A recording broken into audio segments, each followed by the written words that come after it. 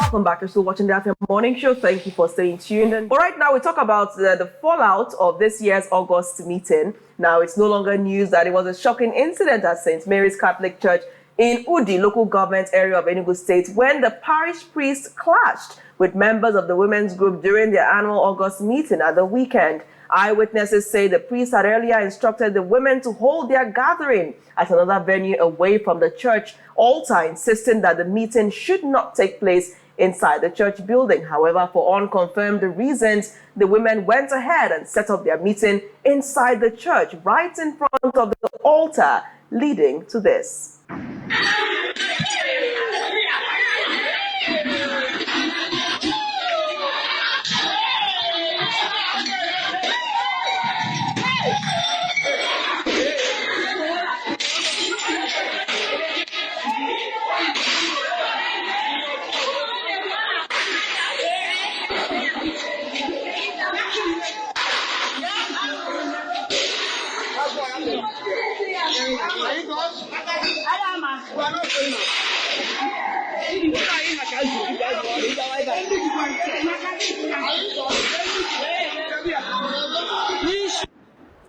Now, while many say he was basically tossing and breaking bottles of beer, we are yet to confirm what actually constituted those bottles. But lots of eyewitnesses have not preferred another thing that could have been in the bottles. Well, shortly after, another video surfaced showing men alleged to be related to the women storming the church and warning the priest against his actions. Let's take a look.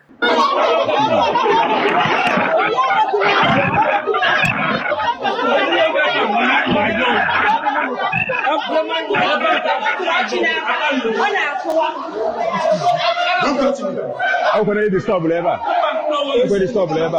Let's go labor. Let's go labor.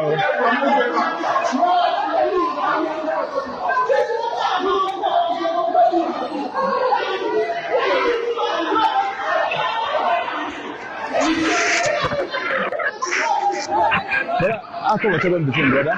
Aku baca ni adi deh.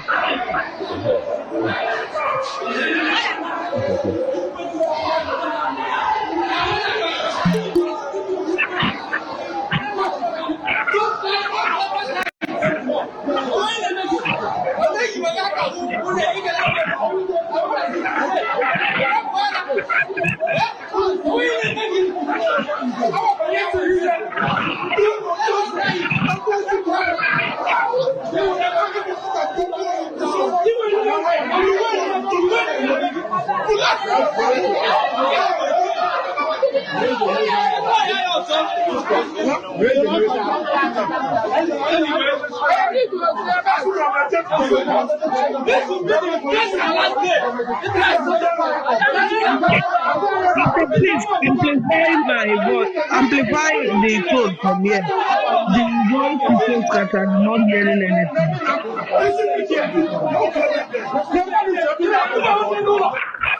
Now, scenario established. It's time for us to really find out if the actions of the women, or in this case, the priest, were justified. Was it wrong for either party? Who was right and who was wrong? This reminds me of what happened in the Bible. Yes, when Jesus came into the temple and started chasing people, trading.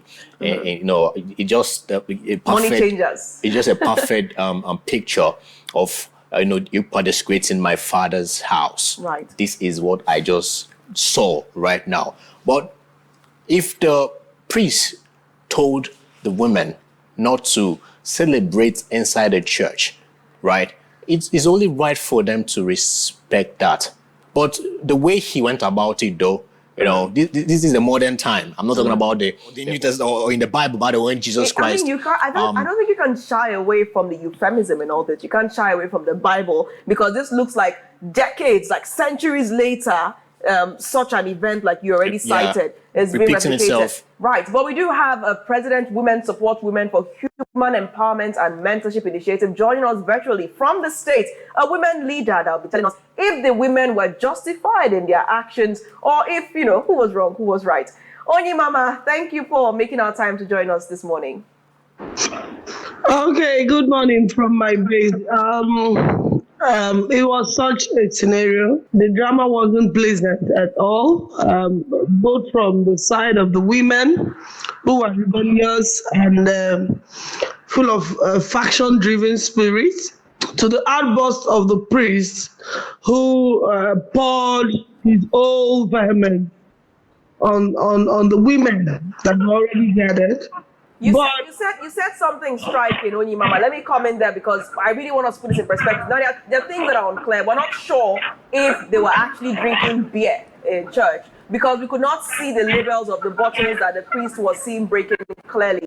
On the second side, you did mention factionalized women. Could you provide more clarity around these two parts of this and how well you know, how much you know about this emerging story? I couldn't pick your words. Exactly. On the first side, Onyinye Mamah, we are not sure what actually was in the bottles. We're not sure if this was actually beer. We're not sure if this was, some other mineral or so because we could not see the labels of those bottles clearly. But nobody else has come out to say that it wasn't beer that he was actually breaking, the priest, I mean. So we want to know how much information you have concerning this entire development and, just let us know, what you know and what you think about what has played out today, or actually at the weekend, what played out at the weekend. Okay, yeah. So I read up an article from a priest from that region, and he was stating emphatically that a group of rebellious persons had gathered up themselves, spearheaded a somewhat rebellious action and created a faction in the church. So, and this was also inherent from the fact that the previous parish priest now has a certain group that listens to him, and they are rebellious against the current priest in the diocese in that parish. So that faction now formed the faction that rebelled against the priest. Because initially we heard, how our people and propaganda could be. Initially we heard that they didn't submit their August meeting dividends to the parish priest. And I was like, And I also heard that they disobeyed the parish priest and brought him beer to the church. It wasn't the exact thing. But when I now read into the details from their own community, I saw them explaining that the previous parish priest had a faction group that were aligning to its own pattern. And with that, they wanted to form a rebellious group against the current parish priest. So rebels were already implanted in the women that came for this current August meeting. And so when the current parish priest came in and issued an instruction, which was supposed to be a norm, which was supposed to be a guiding light for the church. What was the instruction? He said, do not operate this meeting inside this church. And so because they were already rebellious or they had some bad eggs within them that were ready to spill out what they came with, they vehemently refused. By the time the parish priest came in and saw that they were hell-bent on having their meeting inside the auditorium, and there's this thing about the Catholic Church. The words of the parish priest is like life, is like law, is like a pattern. So whatever brought those people to the point of disobeying this priest ought to be thoroughly looked into. So he now told them on the first turn, please leave the church. I do not want you to operate here. Yeah, that's the part that wasn't captured in this whole debacle. That's the part that because we only saw the actions, we didn't see what transpired before. So tell us more about that. No, before he didn't just come in and start throwing up items and trying to. He asked them, why did you come in? I said, I didn't want you to hold this meeting inside there. So when they were not making move to leave, that was when he turned very dramatic. It's condemnable because this is the church. The church is supposed to wear the character of humility. The church is supposed to wear the character of bearing anger. The church is supposed to wear the character of managing each other. But whatever brought to this fact is that the parish priest, who is supposed to be supposedly the Lord of the parish, was disobeyed. So people are now viewing it from his own action. But I also view it from the point that he is solely responsible for all the abnormalities or anomalies that happens in the parish. And he didn't want that event to hold in the church. And this group has been tagged a rebellious group. So even if the rebellious group was right, they have disobeyed the parish priest, who is currently overseeing the activities of that parish. So the question I have, Onyinye Mamah, is who and what are they rebelling against?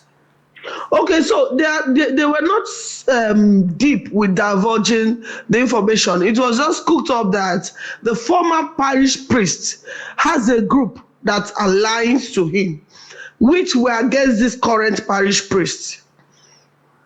I mean, that brings out a strong political dimension. Well, as I was saying earlier, how do you view this scenario, events repeating itself after 1,000 years ago, as in New Testament, in Matthew, in Luke, and all that? How do you, the same way Jesus Christ went to the temple in Jerusalem and started flogging, casting money changers, they're doing business in his father's land, his father's house, which was meant to be a house of prayer, as he stated, turning into a den of thieves.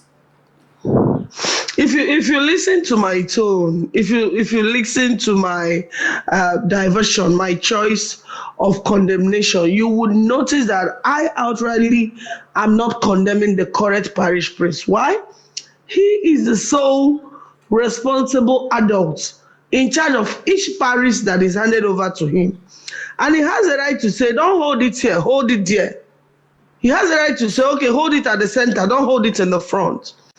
He also has a right to say, I do not want alcoholic drinks. Even though we didn't cite the bottles to be alcoholic or non-alcoholic, but we could hear the clinging sound of bottles, that tumbling sound of bottles and all of that. So these people were really desperate about disobeying him. So for me, I will not condemn the parish priest because we are all orthodoxical somehow. The Anglicans, I was born an Anglican, and the Catholics, we're orthodoxical in nature. Right. There's something we call canonical obedience, the obedience of the fathers. So the priest is the father of the cathedral, the parish. And whatever brought his own people to not obeying him must be thoroughly looked into. Because we see the words of these guardians like law. We see it like Lord. We see it like that's right. This is what we have to do to be lifted, to be obeyed. Let me come in there, Onyinye Mamah, now. Let's also look at the fresh developments. We saw the suspected relatives of these women coming forth to confront the parish priest. We're seeing comments on social media saying that what if in the course of trying to break the bottles of suspected beer that he hit one of their mothers in that process. So what do you think about the actions of the men in the community and the way he was handling those suspected bottles of liquor? Yeah, to be very honest, Natalie, I've never seen where two wrongs make a right. I must be very clear with, there's something with tantrums and vehemence. When you spill your anger with the weight of how you feel about it, it's certainly going to give a bad result. So impulsive anger gives birth to very, very consequential, very painful activities. I could just readily tell you that when the parish priest walked in, he didn't walk in with the intention of hurting people. And that probably might have taken place because you could see the scrambling and the scuffling around inside the parish, which would have led to someone being damaged or injured. And then also, I'm also wondering, could it be that the current parish priest does not own his ground when his parishioners, the fathers and the brothers of the women who he interfaced with, can also come to challenge him? The whole picture needs to be made very clear. The people from there need to speak out a lot more so that we understand who is this parish priest that the people are not scared of stepping on. Are you worried about the trajectory the modern church is heading? Can see just what just happened. A parish priest is revered. But you can see how these men were talking to him. You can see him struggling with these women. You're asking a parish priest in Apwala.